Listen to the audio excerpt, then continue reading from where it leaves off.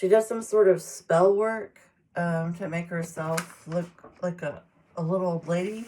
And then she wears like a raggedy outfit. And then she has this like, I think cart she's pushing, or a basket she's holding that has corsets in it. Laces, like lace garments. And Snow White, it's when the dwarves are all at their job, or the kids or whoever. Snow White buys one of them, and then she, the crone, let's say, ties the laces up and does it so tight, it's kind of like a Scarlett O'Hara moment where she can't breathe, and she passes out, and then the queen thinks that she's killed her, and so she leaves, but it turns out she was just kind of like in a coma of sorts. And so when dwarves find her, they wake her up by unlacing it. And there was something to do with, I don't know if it was spell work, or if it was poisoned or something, but it's like, whatever it was, it didn't have lasting effects after they untied it and took it off her. Then the queen comes back, because her mirror's telling her everything. And the queen comes back, and she has, what's the second one? Oh, a comb, a poison comb. Snow White buys that, and she runs it through her hair, and the same thing happens. She passes out. Same thing happens. The third time she comes, she brings an apple. She poisons half of it, and then she leaves the other half unpoisoned. And then she does something with the color of the apple, so that, like, the side that's not poisoned is, like, a lighter color. And she eats it in front of Snow White, so she knows that it's safe to eat. Why you would want to buy a half-eaten apple from somebody, I don't know, but that's what she does. And, of course, she falls with the poison in her mouth. And this time, the dwarves can't get her up.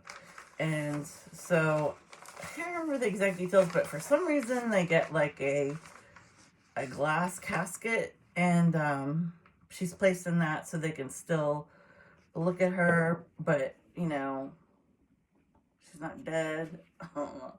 So, they do that, and then this prince who comes, there were different stories about the prince. Like, one story was like, it was a prince, but he wasn't a prince, he was like more like, I don't know, like a scientist or something, or like he was like somebody who dealt with it's kind of a strange, he dealt with cadavers or bodies or something, and he needed, like, whatever it was. He found her fascinating, and he wanted to, like, maybe take her back to his whatever lab and, like, figure out what was wrong with her. That's a very strange interpretation. The one I'm going to stick with is just the standard prince. He thinks she's beautiful. He has her come back to his castle.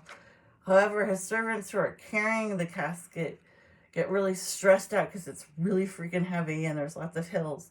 So one of them, at one point, puts it down on the ground when nobody's looking.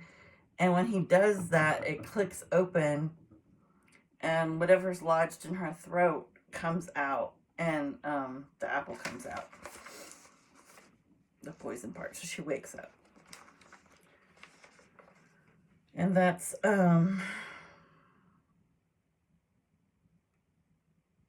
I guess that's the Snow White story. I don't think there's a whole lot else to say about it. Oh, the prince did barter with the dwarves. First he offered them gold, but they wouldn't take any monetary thing for her. They wanted to keep Snow White. But finally, the prince, like, starts crying and saying he's just so in love with her, and he has to be able to look at her every day. And so they let her go for free just because of that. They buy the sob story. Now, with Sleeping Beauty, some of these stories had her name as Talia, or Talia, Talia. And anyway, her mother is sewing, like, needlepoint, and she pricks her finger and 3 drops of blood come out and mark the needlepoint she's doing.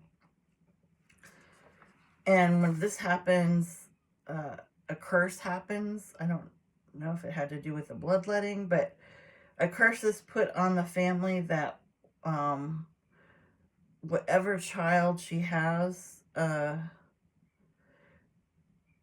will prick her finger on a spinning wheel in her adolescence and, die or something. But we all know that she doesn't actually die. She just goes into like another coma sleep. This is like a big thing for like all these girl characters. They're always like falling into a gentle sleep. Right? Okay.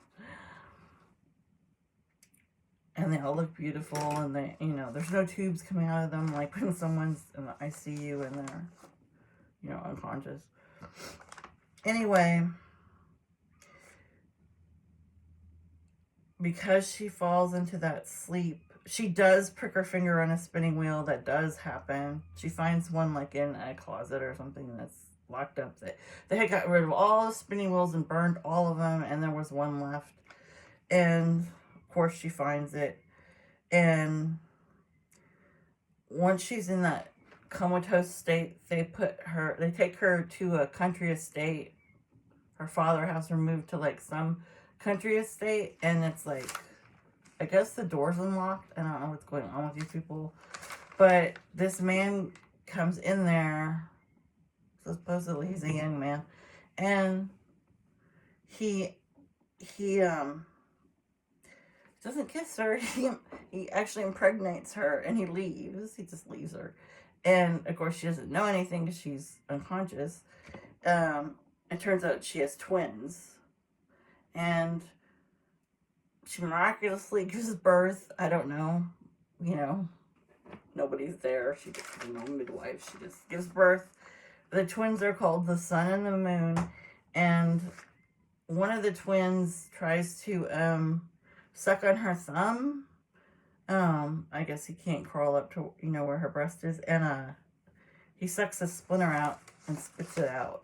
So she wakes up, and then, yay, you have twins. You're a single mother. It's turn of the century. Good luck. And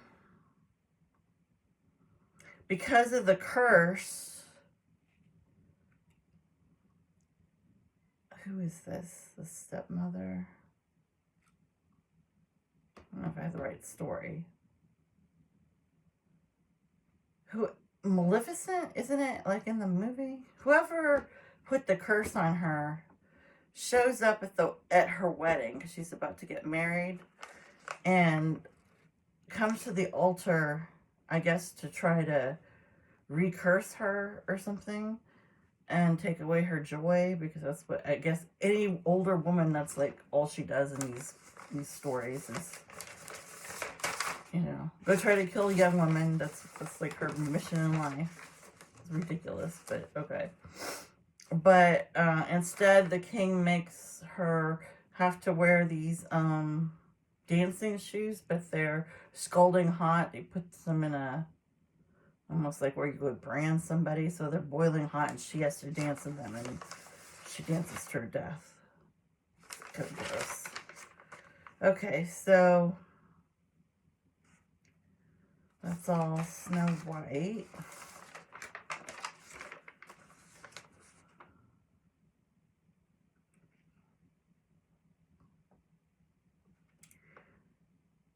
Now,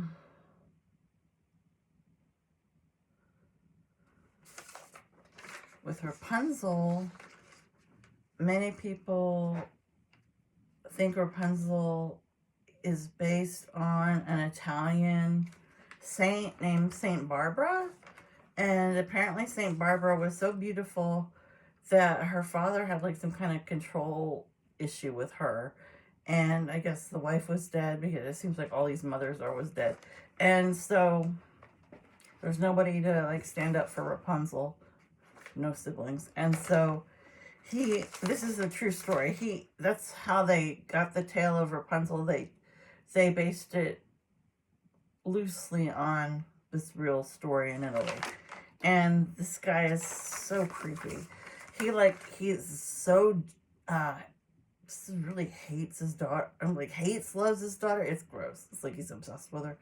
but he can't. But he always wants to harm her or harm her. I don't know. But she ends up, because she has nothing to do except read, so she reads all these sort of religious books, philosophies and stuff. She gets very smart, and she decides to give her life to Christ, and then she becomes a Christian. Well, he's a pagan, and he's really into his status in that group of fellow pagans. I'm not sure what the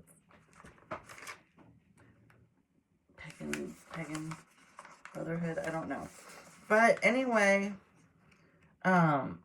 he gets so enraged that he has her taken down from the tower that he made her stay unlocked, which is where they get the tower for Rapunzel. And she gets tortured, I guess, by the authorities, but she refuses to renounce her religion. So she ends up, her father offers to behead her, I guess, so they don't have to get an executor. So he does.